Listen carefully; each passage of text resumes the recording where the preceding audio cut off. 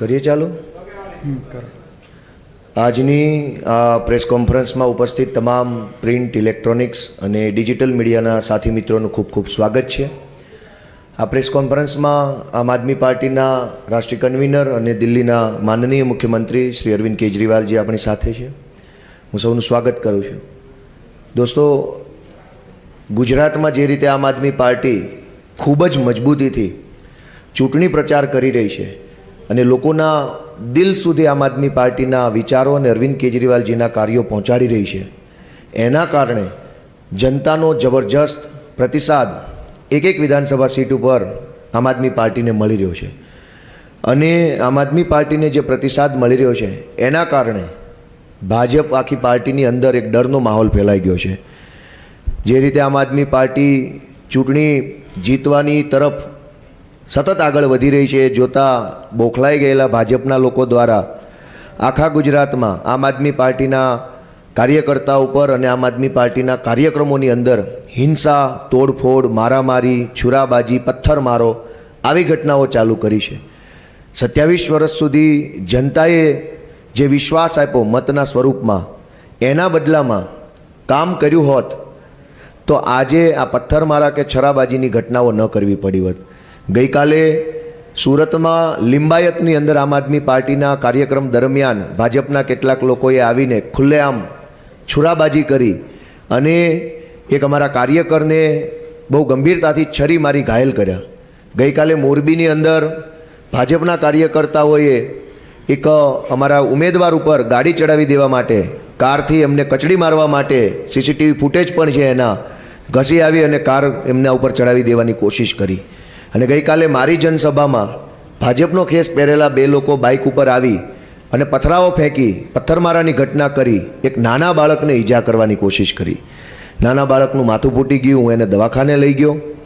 મારે ભાજપના મિત્રોને વિનંતી કરવી છે કે તમારી રાજકીય લડાઈ અમારી સાથે છે, આમ આદમીઓ સાથે છે, બાળકો સાથે નથી, ગુજરાતના લોકો સાથે નથી. તમે પથ્થરમારા કરો છો, તમે છરાબાજી કરો છો, ગાડીઓ ચડાવી કચડી મારવાની કોશિશ કરો છો. ગુજરાતમાં આ પ્રકારની હિંસાને ક્યારેય જગ્યા રહી નથી. ચૂંટણી લડો, તમે તમારી વાત મૂકો, તમે કરેલા કામ મૂકો અને આવનારા વર્ષોનો એજન્ડા મૂકો, પરંતુ પથ્થરમારો કરીને, જનસભાઓની અંદર છરાબાજી કરીને, લોકોને ઈજા કરીને, હિંસા કરીને ચૂંટણી જીતવાની જે કોશિશ કરો છો એ બિલકુલ યોગ્ય નથી. આવી ઘટનાઓ ગુજરાતના લોકો ક્યારેય સાંખી નહીં લે.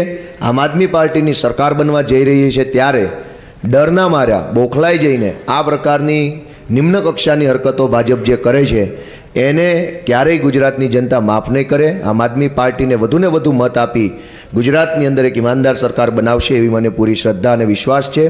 હું અમારા માનનીય નેતા શ્રી અરવિંદ કેજરીવાલજીને વિનંતી કરીશ કે તેઓ આગળની વાત રજૂ કરે. आप सब लोगों को मेरा नमस्कार. अभी जैसे गोपाल भाई ने बताया किस तरह से भारतीय जनता पार्टी के लोग जगह जगह हमले कर रहे हैं गुजरात की जनता के ऊपर, इसकी हम कड़ी निंदा करते हैं और उनसे कहते हैं कि आपका झगड़ा हमसे है, आपकी समस्या हमसे है, हमारा को जो मर्जी कर लीजिए, हमें कोई दिक्कत नहीं है. गुजरात की जनता के ऊपर हमले करने बंद कीजिए. उनकी ये बौखलाहट क्यों है? भारतीय जनता पार्टी इतनी बुरी तरह से बौखलाई हुई क्यों है? पहली बार 27 साल के अंदर वो इतनी बुरी तरह से बौखलाई हुए है. मैं उसका जवाब देता हूँ. आप सड़क पे निकल जाइए, सड़क पे निकल के किसी से भी पूछिए आप किसको वोट देंगे, वो या तो कहेगा आम आदमी पार्टी और या कहेगा भारतीय जनता पार्टी. जो लोग कहते हैं भारतीय जनता पार्टी, उसके साथ 5 मिनट बात करो, वैसे ही जनरल बातचीत शुरू करो. 5 मिनट की बातचीत के बाद वो कहता है कि जी मेरा पूरा मोहल्ला झाड़ू को वोट दे रहा है, मैं भी झाड़ू को वोट दे रहा हूँ, लेकिन डर लगता है आम आदमी पार्टी कहने से.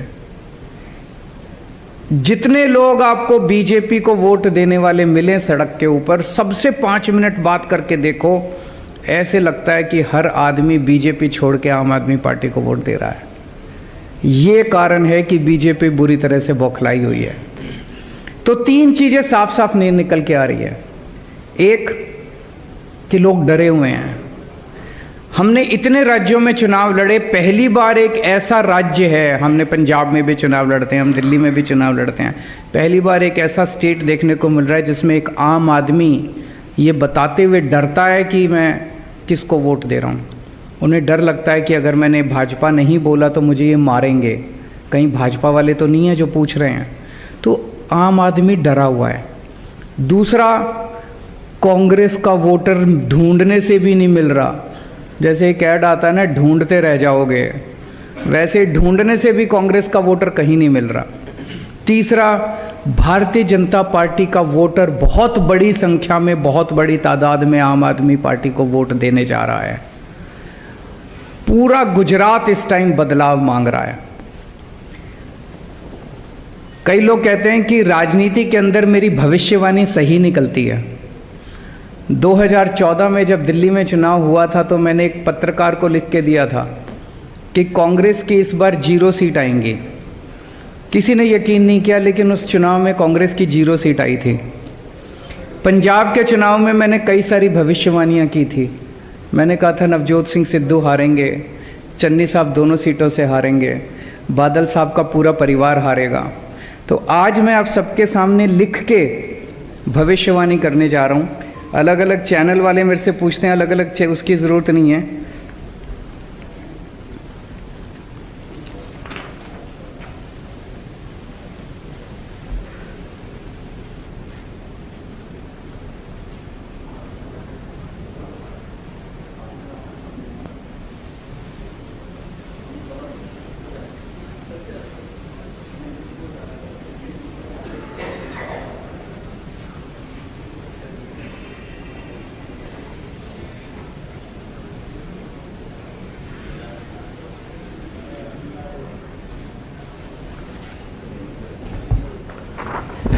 गुजरात में आम आदमी पार्टी की सरकार बन रही है।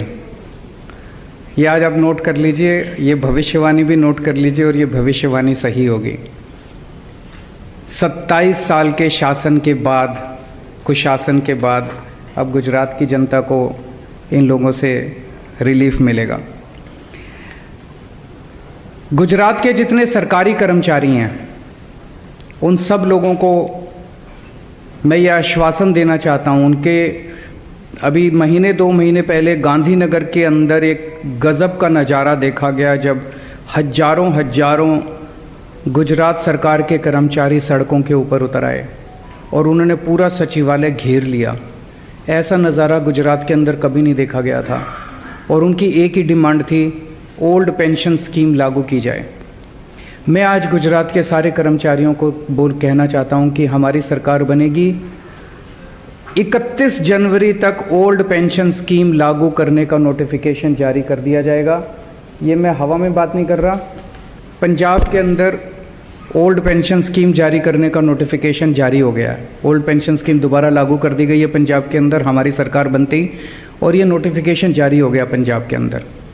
गुजरात के अंदर सरकार बनने के बाद 31 जनवरी तक ओल्ड पेंशन स्कीम लागू करने का गुजरात के अंदर नोटिफिकेशन जारी कर दिया जाएगा। इसके अलावा बहुत सारे दूसरे कर्मचारी हैं, कच्चे कर्मचारी हैं, कॉन्ट्रैक्ट वाले कर्मचारी हैं, पुलिस के बहुत सारे साथी हैं, स्टेट ट्रांसपोर्ट के बड़े कर्मचारी हैं, ड्राइवर हैं, कंडक्टर हैं, वीसी हैं, बहुत सारे ग्राम रक्षक हैं, होमगार्ड हैं, आंगनवाड़ी वर्कर हैं, आशा वर्कर हैं, टीचर्स हैं, हेल्थ वर्कर्स हैं, तलाटी हैं, सफाई कर्मचारी हैं। इनके कई सारे मुद्दे हैं।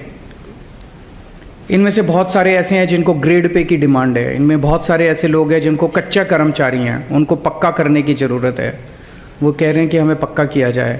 इनमें से बहुत सारे कर्मचारी हैं जिनकी तनख्वाह बहुत कम है, तनख्वाह बढ़ाने की ज़रूरत है। इनमें बहुत सारे कर्मचारी हैं जो ट्रांसफ़र पोस्टिंग की वजह से अपने घर के पास। इन सबको मैं आश्वासन देना चाहता हूँ कि ओल्ड पेंशन स्कीम तो लागू करेंगे, आपके हर एक तबके के जो मुद्दे हैं हम आपके सारे मुद्दे समाधान करेंगे, क्योंकि हमें ये लगता है कि हम अपनी कोई गारंटी पूरी नहीं कर पाएंगे जब तक हमारे कर्मचारी दुखी रहेंगे। सारे कर्मचारियों की सारी समस्याएं ठीक करेंगे। मेरे सारे कर्मचारियों से हाथ जोड़ के विनती है। कहा जाता है कि जिस राज्य में सरकारी कर्मचारी जिस तरफ हों चुनाव वही पार्टी जीतती है। सरकारी कर्मचारी 10 तरीके से इन्फ्लुएंस करते हैं, 10 लोगों को बताते हैं, उनकी बात सुनता है समाज।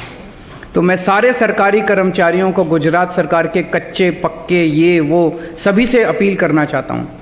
एक तो अभी पोस्टल बैलेट चल रहा है, पोस्टल बैलेट में एक एक वोट आम आदमी पार्टी को पड़ना चाहिए। आप सबसे अपील है, पोस्टल बैलेट के अंदर एक एक वोट आम आदमी पार्टी को पड़ना चाहिए।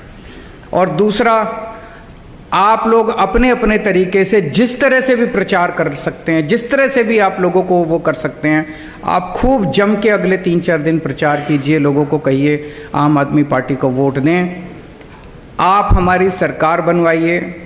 हम आपको एश्योर करते हैं कि आपके सारे मुद्दों का समाधान हम करेंगे। अगर कोई प्रश्न है तो आप बताइए।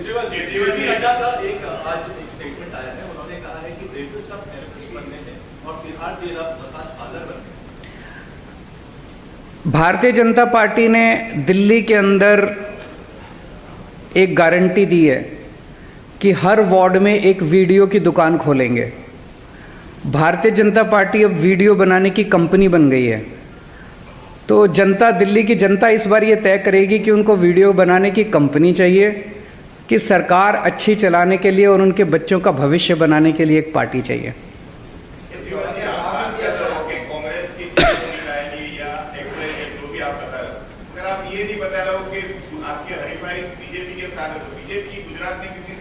मैंने बता दिया, हमारी सरकार बन रही है तो हमारी 92 के ऊपर आएगी, उनकी 92 के नीचे आएगी। Thank you.